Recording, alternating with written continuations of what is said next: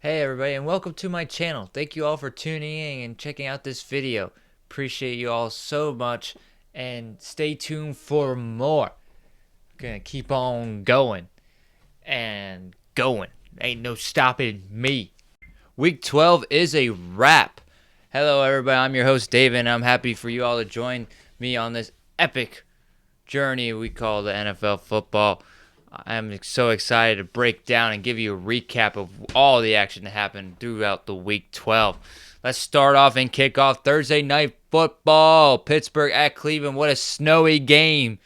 Cleveland coming out on top 24-19. Jameis Winston putting the team on his back. Nick Chubb going in 20 rushes, 59 yards, 2 touchdowns.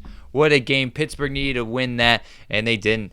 Poor them. But their top performer in their end, Calvin Austin, 3 for 3 receptions, 78 yards, and a touchdown. Ooh, that was a beautiful game to watch, and it was great that they had Jameis Winston mic'd up. If you haven't seen any of the mic'd up moments, definitely go check it out. He's all about eating the snow. Now, kicking off back to our 1 o'clock games, we had to start off Kansas City at Carolina. What a game that was. It was exciting to see Carolina almost pull through. Like I almost predicted. I told you Carolina could win this. I picked KC to win. But Carolina, I knew they put up a bigger fight than a lot of people thought. KC came out on top 30-27. What a shootout. Kansas City top performer Noah Gray, 4 for 4, 100%, 66 yards, 2 touchdowns. Looked out, Travis Kelce, new guy in town.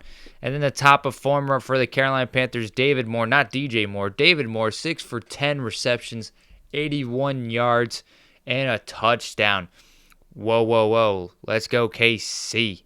What a game. Then we have Minnesota at Chicago. Minnesota coming out on top 30-27 in a key division game in overtime. Bad kicking issues for the Bears yet again, even though the kicking got him into overtime. Santos had a terrible kick. Minnesota came out top. TJ Hawkinson was going off, even though he wasn't even their top performer. Jordan Addison was, with 8 for 9 receptions, 162 yards, and a touchdown. Wicked game. Sam Darnold just flinging that ball. Minnesota is a scary team. I am so scared of them, especially they're like the last 2 games we play at the end of the season. Woo! Then we got their top performer on the other end, DJ Moore, as I was mentioning, 7 for 7, 100%, 106 yards, and a touchdown. What a wicked day. Poor Chicago. They're doing their best. But they're about to take on the Lions on Thanksgiving. Hopefully Lions get their first Thanksgiving win in forever. I have never seen Lions win on Thanksgiving. I'm so pumped. Pumped. But Chicago's going to give it their all. They're still fighting for NFC playoff hopes. They're in the hunt. Let's see how it comes out. Then you had Detroit and Indianapolis. Detroit going 24 on the 6 on Indianapolis. So it felt like a home game with all that blue out there. Jahmyr Gibbs, top performer, 21 rushes for 90 yards and 2 touchdowns. And for the other end, they didn't even score a touchdown.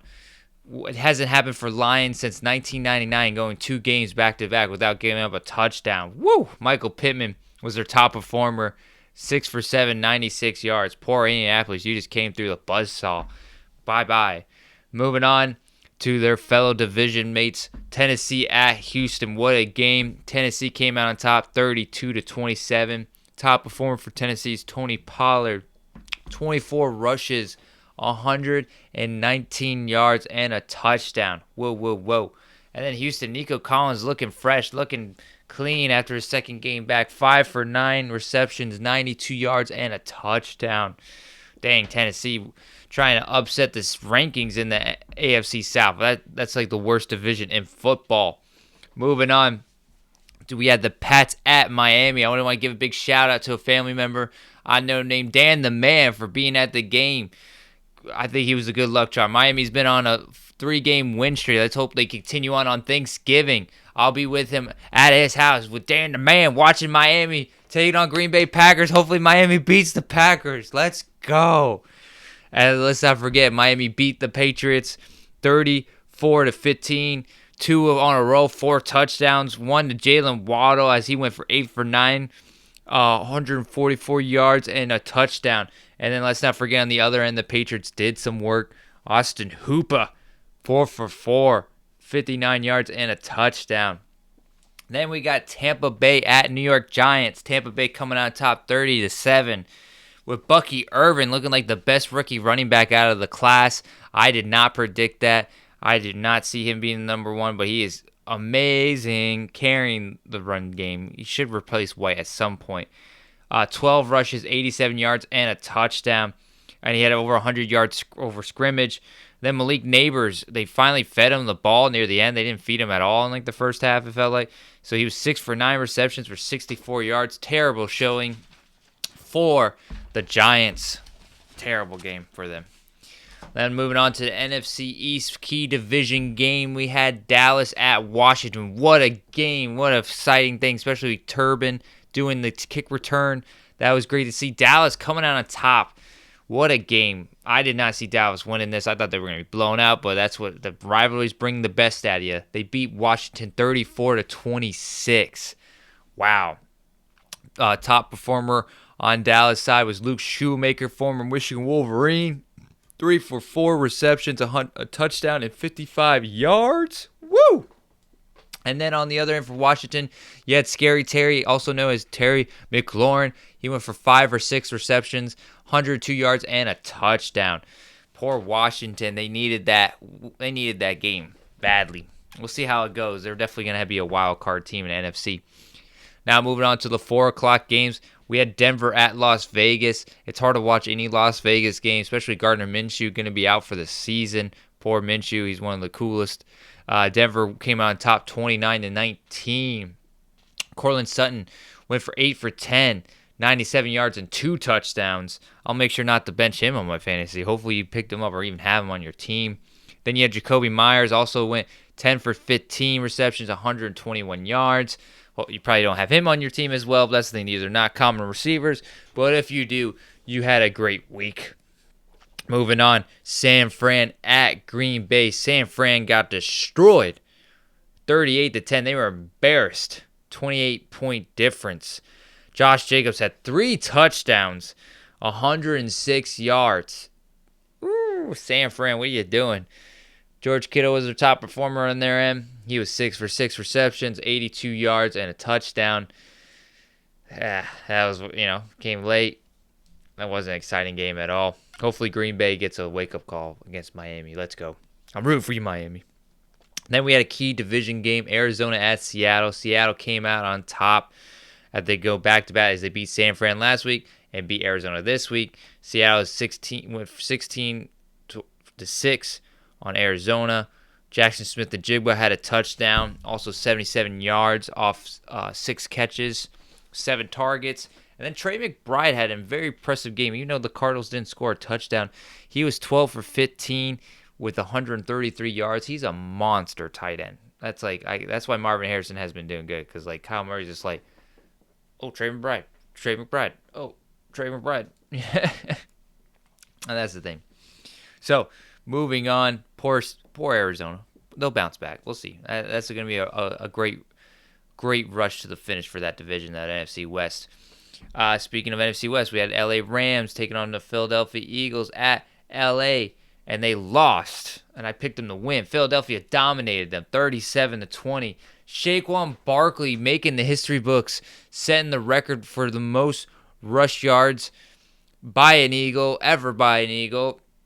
255 yards, 2 touchdowns, and he had 40 yards receiving. Dominant when he almost had, I think he had 300 yards total scrimmage. I could be wrong. He was right there on the cusp of it or right above it. And then Puka Nacua on onside. Let's not forget their top performer. He had 117 yards off 13 receptions. But Saquon Barkley, the Giants are so dumb. Every game that goes by, the Giants just look dumber and dumber for letting that guy go who could have carried them like he's doing for the Philadelphia Eagles. Even though A.J. Brown had a touchdown, that's the thing. Across the board, Philadelphia looked great. Defensively, offensively, they look stopped. That's the thing. It looks like the Lions, everyone's looking at the Lions, Eagles coming at the NFC Championship. We'll see how it goes. And then for Monday night game, as it just came up to a close, Baltimore beat the Los Angeles Chargers, the Harbaugh brother matchup, as John Harbaugh is 3-0 now against Jim, his younger brother. Baltimore winning 30-23. Top performer for Baltimore, we had King Henry rushing 140 yards off 24 rushes. He couldn't be stopped. Could not be stopped by the Chargers. That was the main fall. And then the top performer for the Chargers was Lade McConkey, the rookie, going for 6 for 6, 100%, 83 yards. Justin Herbert also did his best. And the Chargers, this is a big game. Both of the teams were 7-3 prior to the matchup, and Baltimore came out on top. So, and Baltimore seemed like they needed the game more. And the Chargers, I still think will make wild card in a tough AFC wild card chase. But that is Week 12 for you as it came to a wrap. It was very exciting. Stay tuned for my picks coming this Wednesday before the holiday kicks off. Thanksgiving football is going to be amazing. Speaking from a Lions fan that always watch Thanksgiving football with the fam, it's definitely be good times. I'm very excited, and probably will be the first time we actually are all happy at the end of this because the Lions should be winning this game. Let's go. And then the Dolphins, that's going to be, I mean, no one's going to care about the Dallas Giants game, the midpoint. That's like the break time, you know what I mean, unless you're those fans, but that's going to be the break for me. And then, get charged up for the Dolphins, Packers. Let's go, football. And then you have Black Friday football, too. But it's like the worst match. It's Kansas City versus Las Vegas Raiders. So we'll see how it goes. But not to get distracted, I appreciate y'all watching this. And stay tuned for more. Thank you all again. Appreciate you guys heavy. And have a great one. Safe travels. And happy holidays to you all. Thank you again for watching. Thank you all for watching this video. Please subscribe to get notified for all my future content that I will be publishing out on all the sports that are out there that I love and hold dear. The four meccas: baseball, hockey, football, basketball. Let's go. Pump, pump, pump. Appreciate you all giving me your ear and your time. Thank you all again for tuning in, and I appreciate all of you so very much. Please tune in next time for more. Let's go.